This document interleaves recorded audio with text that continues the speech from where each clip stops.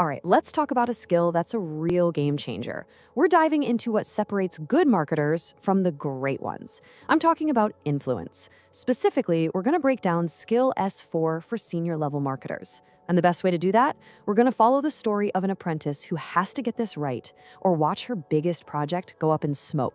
Okay, so here's how we're gonna tackle this. First, you'll meet Jody, and we'll figure out what this whole skills 4 thing is really about. Then, we're gonna see her face a huge challenge, watch how she learns to influence her way through it, see how she actually proves she's got the skill, and finally, how she nails the final test. Let's get into it. All right, first things first. Let's meet Jody and get our heads around this skill. You know, you can't climb the mountain until you know how tall it is. So this is Jody. She's a marketing manager apprentice at a company called Ibis Stores, and she's doing the level 6 apprenticeship. Now, Jody is smart, she's great at her job, but she is about to hit a serious wall. We're talking about a challenge that's gonna push her to the limit and really decide what kind of marketing leader she's gonna become. So this skill S4, what is it, really? Well, it's not about having manager in your title. It's about something way more powerful. It's about being able to walk into a room with senior leaders, people way above you in the food chain, and get them to buy into your ideas. We're talking about using solid evidence and strong relationships, not just authority, to get everyone on the same page. It's like you're conducting an orchestra, but you don't have a baton. All you have is your own credibility to make the music happen. And her coach, Olivia, just hits the nail on the head. She tells Jody, look, you can have the best idea on the planet, but if you can't convince the senior folks to back it, it's just words on a page. S4 is the bridge. It's the skill that takes a great strategy from a PowerPoint deck and makes it real. Okay, so now let's see how this plays out in the real world, because this is where the theory gets messy. Let's look at the challenge Jody's facing at Ibis Stores.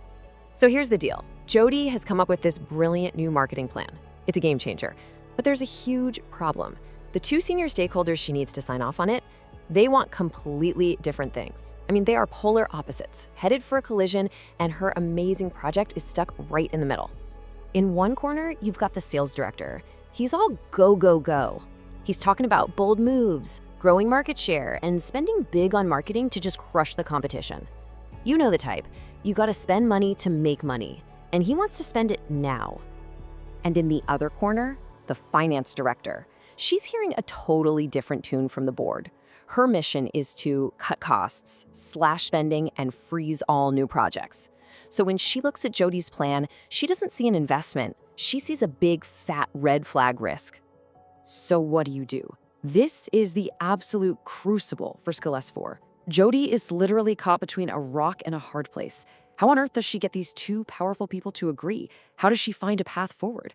This is it. This is where she has to prove she can operate at that next level. Now, the good news is, Jody isn't on her own. She's got her line manager, Riedel, and her mentor, Adam, in her corner. And what's great is they don't just hand her the solution. Nope. They help her build a toolkit so she can figure it out for herself. So they break it down for her into 4 clear steps. Step 1, just get comfortable and confident being in that high-stakes room. Step 2, learn how to negotiate, find that middle ground. Step 3, build up your credibility so that when you speak, people actually listen. And step 4, and this one's huge, always look back, reflect, and learn from what happened. And we're not talking about fluffy ideas here. This is a practical, hands-on toolkit. She starts by doing a stakeholder map to figure out what really makes the sales and finance directors tick. What do they actually care about? Then she builds a rock-solid business case packed with data. She sharpens her presentation skills and even learns frameworks for handling conflict when it gets heated. She's basically building her own arsenal of influence, piece by piece. So let's fast forward. Jody uses her new toolkit, she navigates the tricky meeting, she actually finds a compromise. Success! But her job's not over, not by a long shot. Now comes the part where she has to prove it for her apprenticeship portfolio in that system, Aptem. It's evidence time. And listen, this is a step that so many people get wrong. It is not enough to just do the thing. You have to be able to explain how you did it, why you made the choices you did, and what the actual result, the impact was. Her coach, Olivia, is key here. She helps Jody turn what happened into a compelling story of competence. So, what does good evidence actually look like? Well, it's the real stuff, the tangible proof. We're talking about the actual business case she drafted, the slide deck she presented, maybe a record of the final agreement, and, critically, her own written reflection on the whole process.